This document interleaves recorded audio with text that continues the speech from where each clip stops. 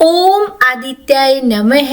मैं मीनू शर्मा आप सभी का आपके अपने YouTube चैनल की कथा टीवी पर स्वागत करती हूँ। सभी को मेरा राधे राधे। तो चलिए शुरू करते हैं रविवार व्रत कथा। तो बोलिए सूर्य भगवान की जय। प्राचीन कथा के अनुसार एक बार एक नगर में एक वृद्धा रहती थी। वह रविवार को नियम से घर आंगन को गोबर से लीपकर फिर भोजन तैयार करती और फिर सूर्य देव को भोग लगाने के बाद ही खुद भोजन किया करती। ऐसा व्रत करने से उनका घर धन धान्य से भरा रहता। हरि की कृपा से घर में किसी प्रकार का कोई भी दुख नहीं होता था। घर में सब कुछ आनंद मंगल था। इसी तरह कुछ दिन बीत जाने पर वह पड़ोसन जिसकी गाय का गोबर वह वृद्धा लाया करती थी, वह विचार करने लगी कि यह बूढ़ी माई हमेशा मेरी गाय का गोबर ले जाती है। यह सोचकर एक दिन उसने अपनी गाय को घर के अंदर बांध दिया और फिर तो वह हर दिन ही अपनी गाय को घर के भीतर बांधना शुरू करने लगी।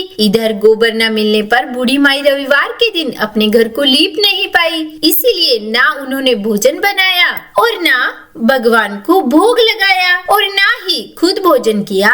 इस तरह उन्होंने निराहार व्रत किया। सुबह से शाम, शाम से रात हो गई और वह बूढ़ी माई भूखी ही सो गई। तब फिर रात में भगवान ने उन्हें स्वप्न में दर्शन दिए और भोजन ना बनाने और भोग ना लगाने का कारण पूछा। तब बूढ़ी माई ने सूर्य देव को बताया कि गोबर न मिलने के कारण आज वह भोजन नहीं बना सकी। तब भगवान भास्कर ने कहा कि माता, हम तुमको ऐसी गाय देंगे जिससे सभी इच्छाएं पूर्ण हो जाएंगी, क्योंकि तुम हमेशा रविवार को गोबर से लीपकर फिर भोजन बनाती हो, भोग लगाकर ही खुद भोजन करती हो। इसीलिए मैं आपसे प्रसन्न होकर आपको वरदान देता हूँ। तब सपने में भगवान का यह वरदान पाकर जब बूढ़ी माई की आँख खुली तो देखा कि आंगन में तो एक बहुत सुंदर गाय और बछड़ा बंधे हुए हैं। गाय और बछड़े को देखकर वह खुश हो गई और घर के बाहर बांधकर उन्हें खाने को चारा डाल दिया। इधर जब पड़ोसन ने बूढ़ी माई के घर के बाहर बहुत सुंदर गाय और बछड़े को देखा तो ईर्ष्या से प्रेरित होकर उसका हृदय जल उठा और जब उसने देखा कि गाय ने तो सोने का गोबर दिया है तो वह गाय का सोने का गोबर उठाकर ले गई और अपनी गाय के साधारण गोबर को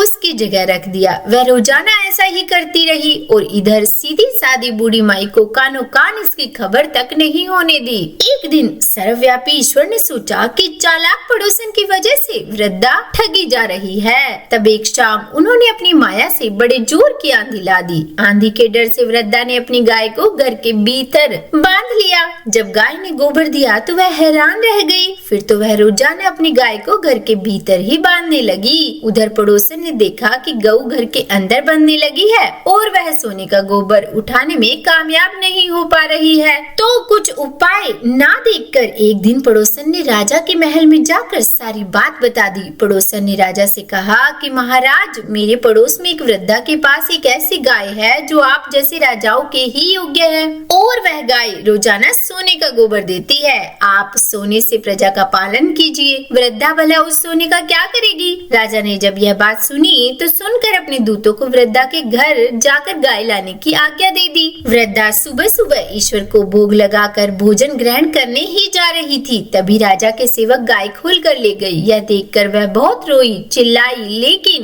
कर्मचारियों ने एक न सुनी। उस दिन फिर वृद्धा गाय के वियोग में भोजन न कर पाई और रात भर रो रो कर भगवान से गाय को पुनः पाने की प्रार्थना करती रही। वहीं दूसरी ओर राजा गाय को देखकर बहुत प्रसन्न हुआ। भगवान ने रात में राजा को स्वप्न में कहा कि हे राजा, गाय वृद्धा को लौटा देने में ही तुम्हारी भलाई है। रविवार के व्रत से प्रसन्न होकर मैंने उस वृद्धा को यह गाय दी थी और सुबह जैसे ही वह उठा तो सारा महल गोबर से भरा दिखाई दिया। राजा यह देखकर घबरा गया। सुबह होते ही राजा ने वृद्धा को बुलाकर बहुत सारा धन देकर सम्मान सहित गाय और बछड़ा उसे वापस कर दिया। उसके साथ ही पड़ोसन को बुलाकर उचित दंड भी दिया। ऐसा करने से राजा के महल की गंदगी दूर हो गई और उस दिन राजा ने नगरवासियों को आदेश दिया कि अपनी समस्त कामनाओं की पूर्ति के लिए वे सभी रविवार का व्रत रखा करें। और जब प्रजा ने रविवार व्रत का पालन करके कथा का श्रवण किया तो उन सब के घर में भी सुख समृद्धि धन के भंडार भर गए।